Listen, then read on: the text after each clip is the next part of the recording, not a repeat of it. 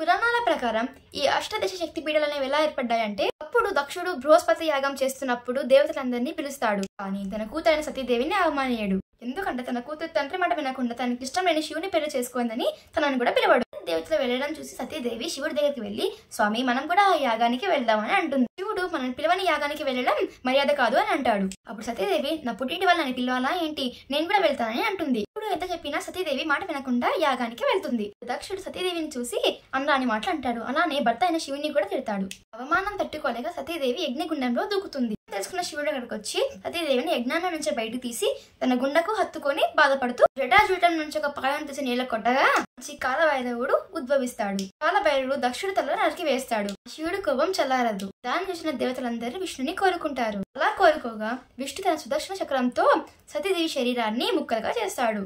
అలా భూమిపైన విసరగా అలా పడిన భాగాలే 18 శక్తిపీఠాలు.